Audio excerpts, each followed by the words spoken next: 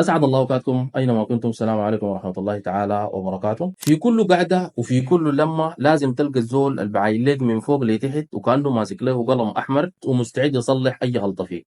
مرات في لبستك ومرات في كلامك ومرات حتى في أحلامك اللي بتحلم بيها براك.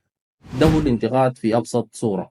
سهم بيكون قصده النصيحة لكن في أغلب المرات بيصيب في حتة غلط وبيجرح.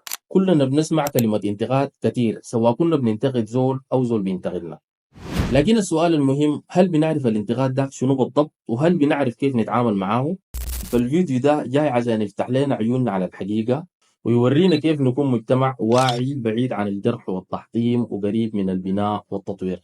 كثير بنشوف زول لابس لبس ما عاجبنا أو ماشي مشي معينة أو حتى طريقة كلامه ما بتعجبنا. طوالي بنلقى لساننا صبق عقولنا وبنقول شوف الزول ده لابس، شوف الزول ده لابس كيف، أو مشيته دي مالها كده. طيب سؤال بسيط، الزول ده حر في اختياره صح؟ من حقه يلبس اللي بيعجبه ويمشي زي ما عايز ويتكلم بالطريقة اللي بتريحه.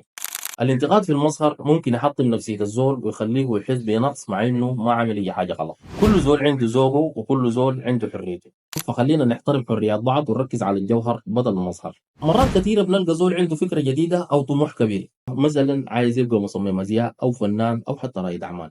طوالي بنلقى ناس بتجي وبتحبطه، تقوم تقول له يا اخي الفكرة دي ما عندها مستقبل او انزل لارض الواقع.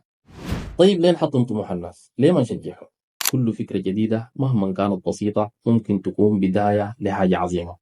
الانتقاد الهدام للأفكار بيقتل الإبداع وبيخلي الناس تخاف تجرب وتفكر برا الصندوق.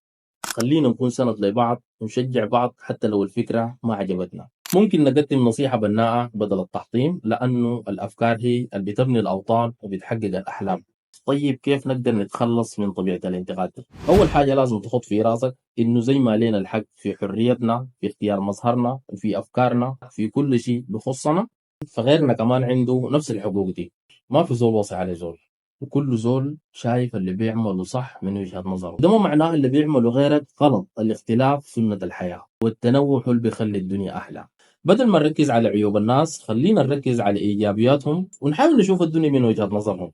لو عايز تنصح زول لمصلحته وصل نصيحتك بطريقة أرغى وبكلمات وبأسلوب أنسب عشان ما تتسمى انتقاد والزول بيتقبلها منك. في الأخير عايز أقول لكم أبعدوا عن الانتقاد الهدام. ممكن تكون كلمة واحدة لكن ما بتعرفوا كيف ممكن تأثر في الزول التاني وكيف ممكن تحطم معنوياته. الانتقاد ممكن يخلي الزول يفقد ثقته في نفسه ويحس انه ما عنده قيمة. خليكم عارفين انه كثير من الناس اللي بتنتقد ممكن يكونوا مصابين بالنقص او الحقد. ما تخليهم يأثروا فيكم وما تخليهم يخلوا منكم ناس بتنتقد. خلونا نكون مجتمع واعي بيساند بعض بيدعم بعض بيرفع معنويات بعض، مجتمع بيشوف الجمال في الاختلاف والقوة في التنوع. ودمتم في أمان الله وحفظه ورعايته، والسلام عليكم ورحمة الله تعالى وبركاته.